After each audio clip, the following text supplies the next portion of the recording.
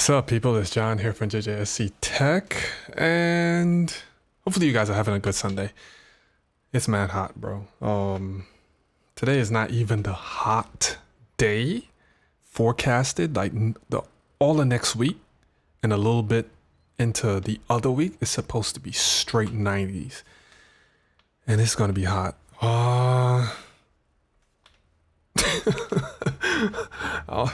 That's how I'm starting off today, man. I'm starting off complaining about the heat, but I hope that your day is going well. Hopefully, you guys are good. Happy Father's Day to the fathers out there. Today is a cool day. Today we're gonna look a little at false color and L zone. Some people might be saying, what is L zone? L zone is another way to measure the brightness of your picture, because things like false color is a tool that you can use to determine the different brightness values of your picture. So this is it's a key tool that you use for exposure, how bright the subject is and how dark the subject's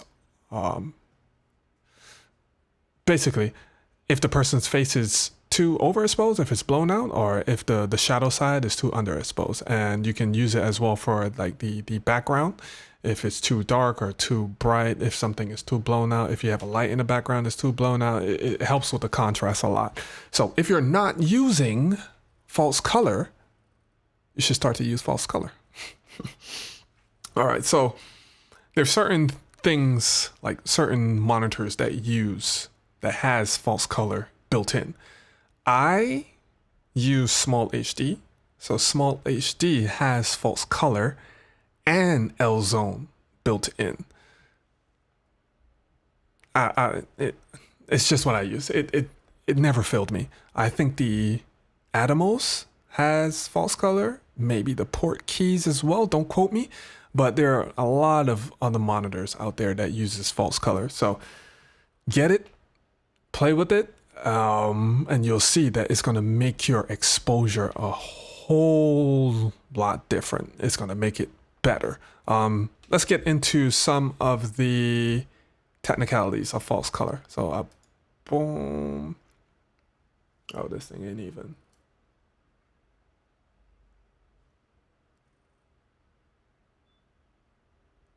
And like every time I close a window and reopen it, it never goes back to the way I set it. Well, that's neither here nor there. All right, so identifying false color. So this is from Studio Binder. Now, Studio Binder is a great website. It's a great resources for almost everything cinematography. Shows you different lens, shows you different shots, shows you lighting. It shows you a whole lot of stuff. So if you have time, check it out. They also have a YouTube channel. I highly recommend it. So this article says false color images can be found implemented into the setting of a monitor you're using. However, if you turn that on, just see a spectrum of colors, you'll probably be confused at what you're looking at. This video, which is right here, is an easy way to get familiar with it. This is from Aperture. We're not going to look at that right now, but this is the main thing that you see with false color, which is the IRE levels. And what this IRE means is Institute of Radio Engineers. I don't know if that will help you out, but it's just what we measure. It's just what false color is measured by. All right, so you have the different values of IRE. So you have completely crushed blacks, which is purple, and you have completely blown out highlights, which is 100. So the most important thing is, like, if you have bright lights and etc., aim around yellow, which is 84 to 93 IRE. If it goes a little bit into 93 to 100, which is orange, it's not that bad. It's bad, but not that bad. Now, if it's red, detail is being lost. So you want to avoid the red and the purple. Now, where this false color is like a juggernaut is when it comes to exposing for skin tones. Now, skin tones, the thing about false color, you have to kind of like memorize what color skin tones should be. So anything from between pink to gray is like your Caucasian skin tones. So that's our Caucasian, not that much melanin people. You would use this. Some might go into the light gray, but pink to gray, these are the sweet spots right here.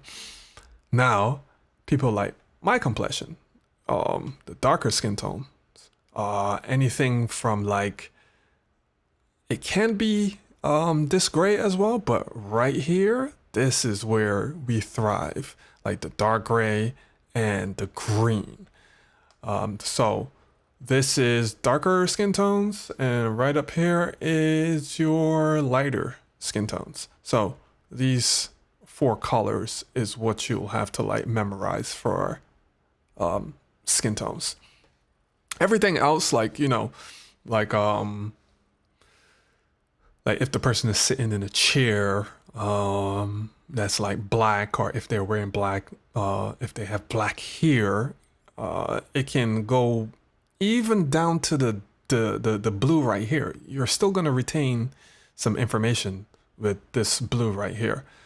Just avoid purple. Purple is, you're crushing the blacks, and it's going to look really murky. Let's do a quick example real quick. Boom, boom, boom. All right. Oh man, there's a huge red spot right there. I know what that is. That's my light in the background. So I'm gonna have to turn that off real quick. All right, boom. So that looks a bit better. So for illustration purposes, that has to stay off. So this is a small little outside shoot that I was doing with one of my homies. And we had quite a few people out there. My wife was out there, as well as another one of my homies that I shoot with. So this is a dark skin tone person. So if we turn on false color, I have it right here. This is most likely what you're familiar with. Anyone that's using false color.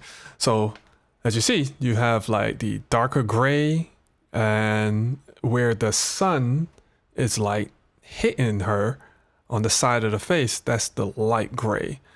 And let's go back to the chart.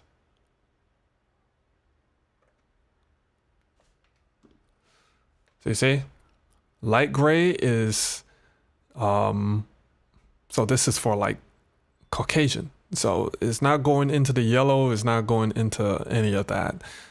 So it's, the highest point is light gray, because that's the sun, and there's pink, and her skin is mostly hovering around the dark gray.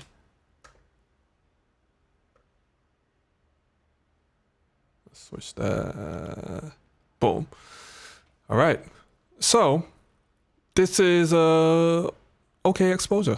I'm not saying that is like perfect and etc. When it comes to the sun, you got to pick your battles, you know. Now, the best time to shoot in sunlight, direct sunlight, is like golden hour or blue hour. So that's right before the sun rises and just right before the sun sets. So those are like the perfect times to shoot. The sun was way up in the sky, so I had to have ND filters. I had to have a whole bunch of stuff in order to get it like this. But this is just for illustrative purposes. So these are the IRE values that you should be looking for. Now we're going to put this into Final Cut Pro, and we are going to look at this a bit deeper when we are color grading.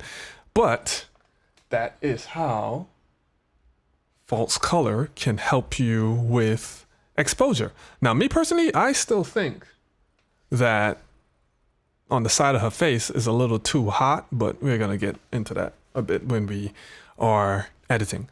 Let's go to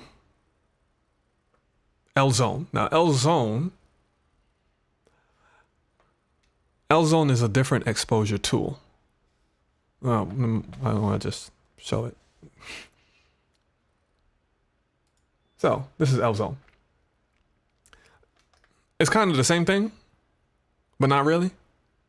But kind of. It's an exposure tool that you use for the same way you use false color, but it lists some key important things that can be very helpful with like your gaffers and etc. So let's start from the top. You often hear take it 3 stops down or 4 stops over, but what does that mean? In this episode, blah, blah, blah, it gets into L-Zone. So L-Zone is created by Ed Lackman. Hopefully I'm saying his name correctly. ASC. Let me widen this real quick. Boom. Okay, cool. Okay, so what is the L-Zone system? So the L-Zone system is an intuitive, innovative, and essential exposure tool that helps cinematographers accurately gauge exposure by systematizing its values. It's based on 18% gray, which is like your middle gray, the universal standard for photography. Similar to a spot meter in your viewfinder or monitor, you can toggle it on and off as you please. Now, here's the important thing to understand about L-Zone. So, when you're using things like false color, you can have your image as Rec 709. What does that? What do I mean? Meaning you can already have like a basic color grade on your monitor and just turn on false color to see the right exposure. With L-Zone, L-Zone only works with log. So if your camera can output log to the monitor, that's how you can use L-Zone. So me, I use red, so you can output the R3D log file. Arri Alexa, you can do stuff like that, as well as the Sony Venice. So you can use L-Zone with those cameras. So it really depends on your camera if it can output a log image to the monitor. That's how you're going to use L-Zone. So let's switch to that real quick and see what that looks like. All right, so let's turn on L-Zone. Boom. So as you see, L-Zone is quite different.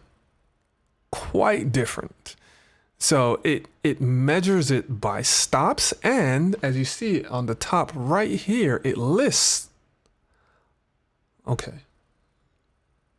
All right, smallish D. It lists all of the important things that one is looking for when they're exposing skin tones and different light sources. So as you see, if it's -6 stops or -5 stops is underexposed, dark skin tones is light gray to dark gray. What am I saying? Light green to not so light green. And you have middle gray, and then you have the light skin tones, which is yellow and white, and pink and white is all the way blown out. Like if it's like really white, like if you look at her shirt right here, it's all the way blown out. And if you are black and purple, you are underexposed. So you see, the colors mean a different thing with L-Zone. Now you see, now this is completely different with exposure, but the cool thing about small rig is you can have different exposure or different false color.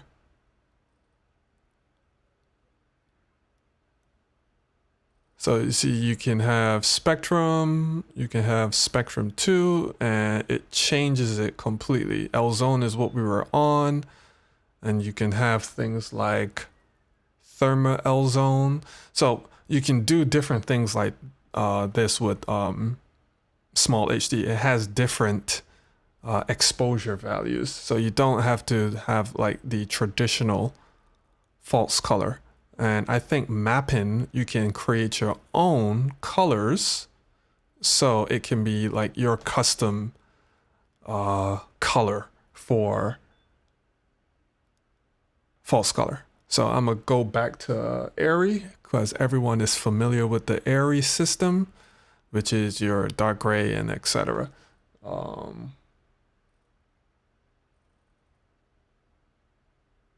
Yeah. So L-Zone can be really, really helpful to you if your camera can do it, because it can show you different values based on stops instead of like memorizing the color with false color.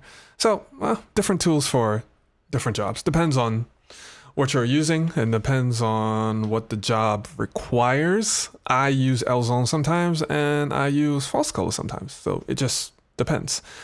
The thing that kind of trips you up is if you're using L-Zone, and depending on how many stops of dynamic range your camera has, L-Zone can be kind of off.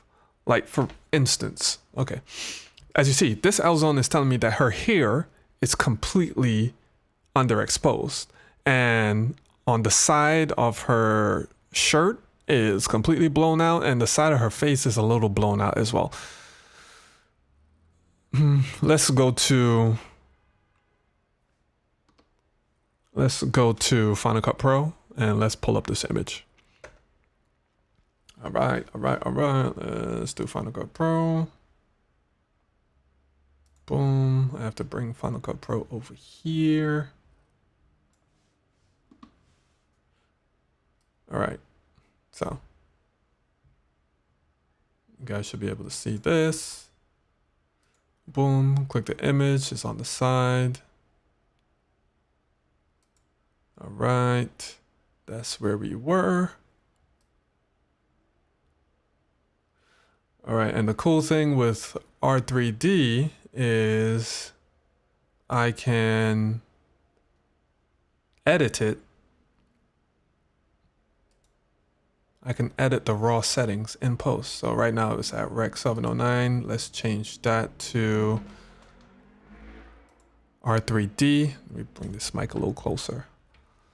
And this is going to be set to log 3G10. And we can keep the ISO there. Or we can take the ISO up anyhow. Doesn't matter. It's raw. Apply. Okay, so this is the complete log image. And as you are looking at the log image, it doesn't look that bad. It doesn't look overexposed. It doesn't look underexposed. Nothing. Let's bring this back and let's drag this to the timeline.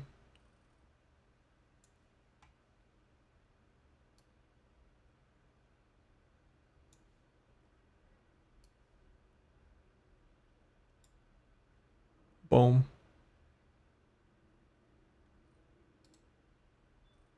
And what I like to use, I use Cinema Grade.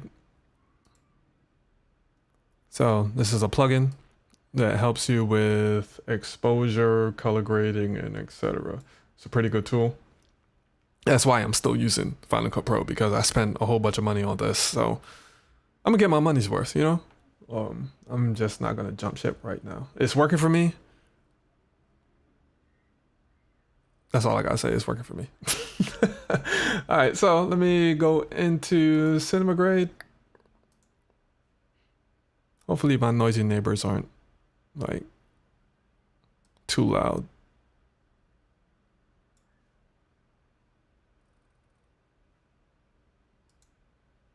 Let's get to the scene. All right, so this is the scene.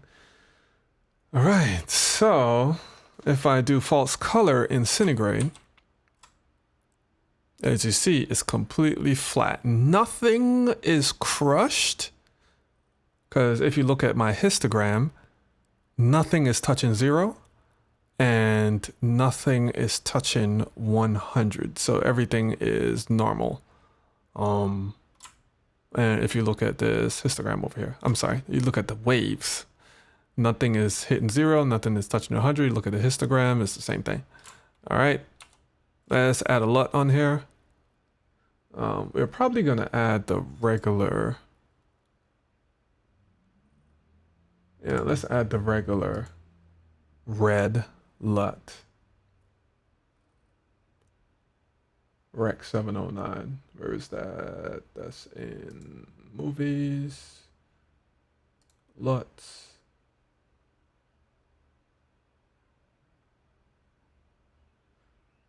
Let's do regular red IPP.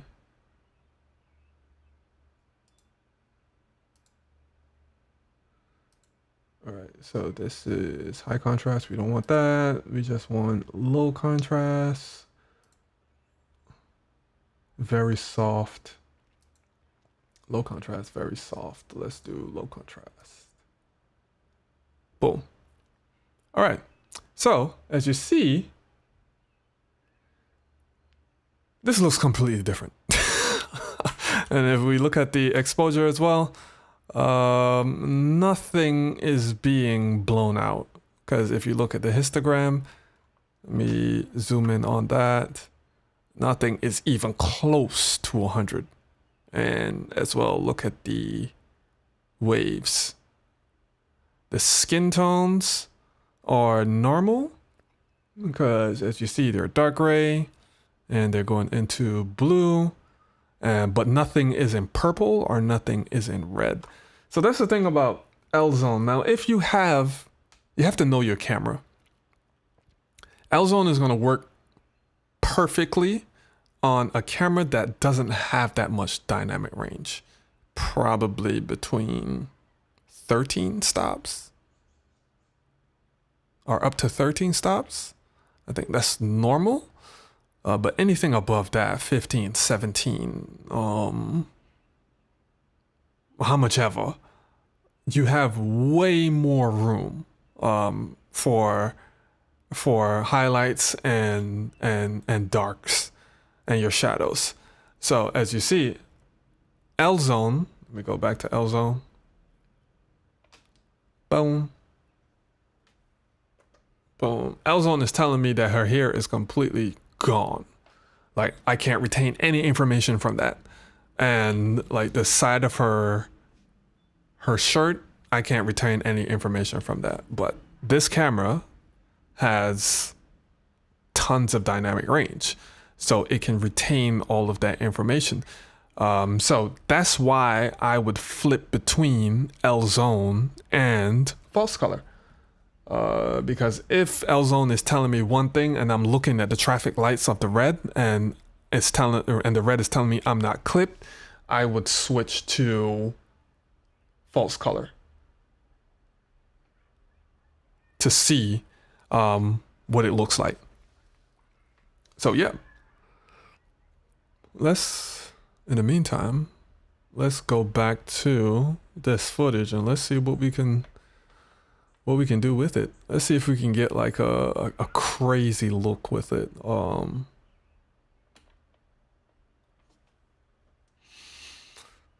Whoops. Boom. Let's see what we can do with this image.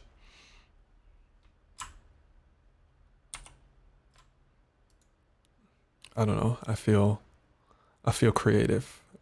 I just feel like messing around with something. Now this probably looks a little crazy online. You won't get the true color because I have a color accurate monitor and it looks way different. Way different. And I have two monitors. And when I switch it from one monitor to the next, it doesn't look the same. Well, I'm gonna try to color grade this the way you guys are seeing it. So let's see how this goes. All right, so let's just throw a lot on it. What I want is an orange and teal look. Why? Just because, you know? Just because. Let's go through my plenty LUTs. Okay, Asteroid City. I kind of like the way this looks. It looks a little vintage. Base look. Or neutral highlights. I kind of like the neutral highlights. Let's see how it looks. I see it looks a little vintage, but it's a little too strong. So let's take down the LUT a bit.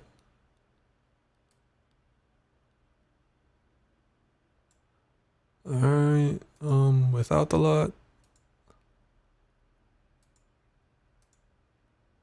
No LUT, with LUT, no LUT, with LUT, no LUT. Look at the grass.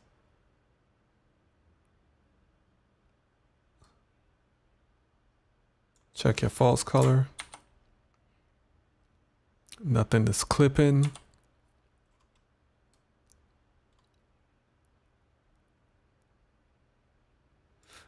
Bro, I'm sorry. This looks way different. All right. Yeah. Looks a little vintage. Let's add a film grain.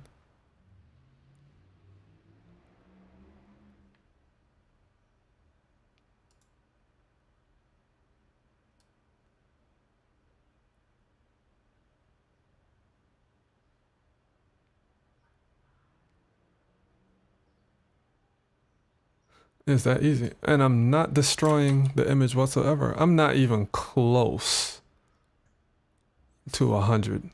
And that's the thing. You don't have to go close to 100 in order to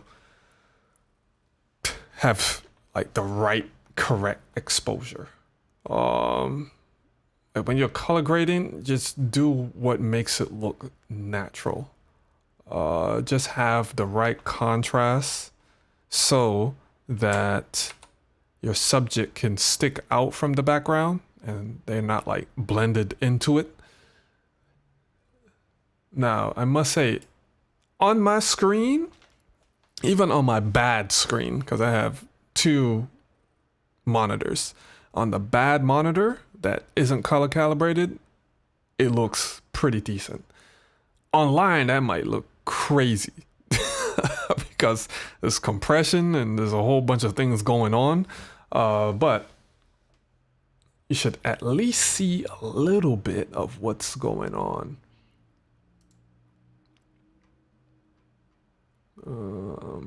So turn it off, turn it on. Some more vintage look. Off, on, off, on. You should at least see that. At least. And then you can do things like play with the color. You can do a whole bunch of stuff. You can go extreme and you will not destroy the image whatsoever. Where was that at? Yeah. Also, you can do things like change the color of her dress. So right now, this is kind of a tealish green color. We can change that completely. So if I click on hue and then click on her dress and then move up or down, as you see, I'm changing the color of her dress.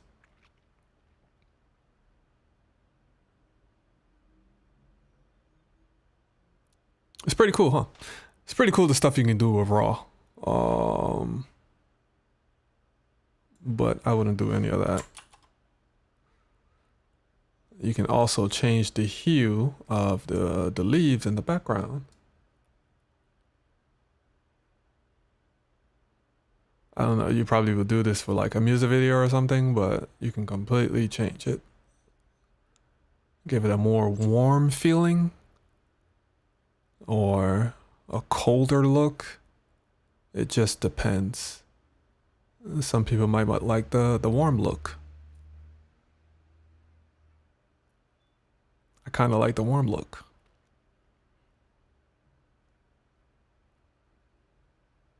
Boom.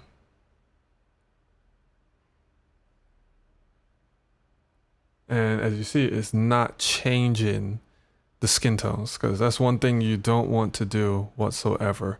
You don't want to mess with the skin tones. As long as the skin tones are fine, you can do whatever with any other surrounding artifacts inside of the image, but just as long as it doesn't mess with the skin tones, it should be fine. All right, turn off hue. Boom. Let's apply that.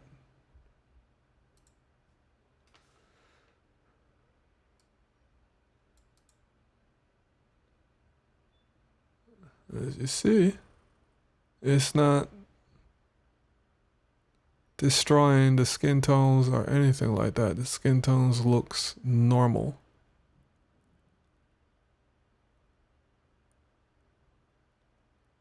So,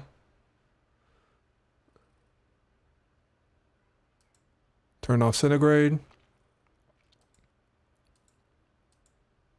No, that's a bad way to look at that because it's just going to be log. Open that back. All right.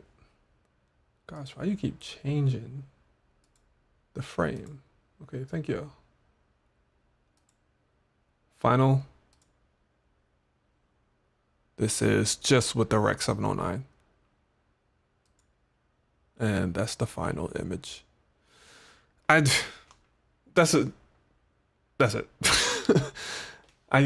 It's probably gonna look crazy online. I'll get back.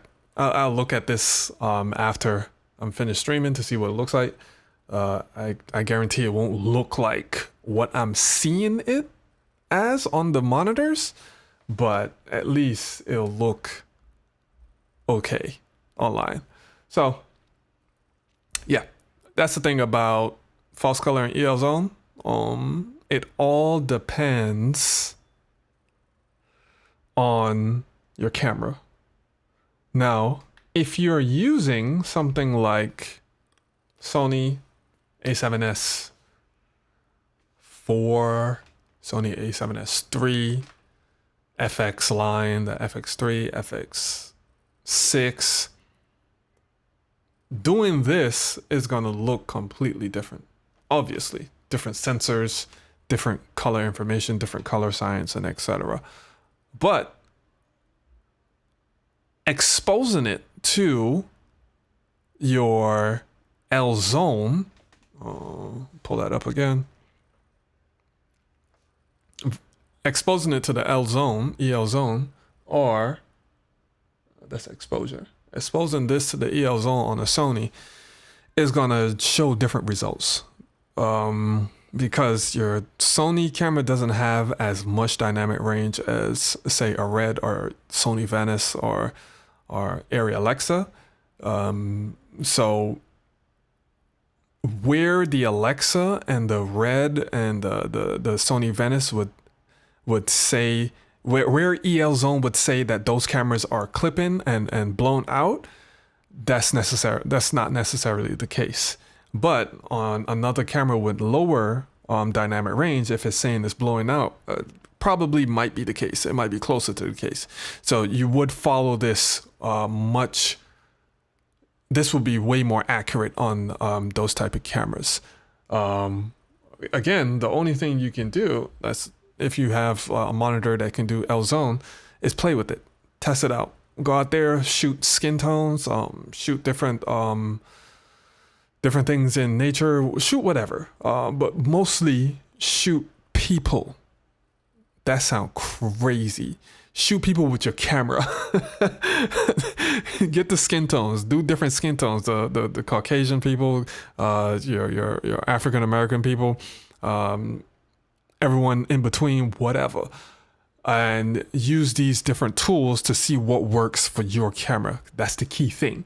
See which tool works for your camera.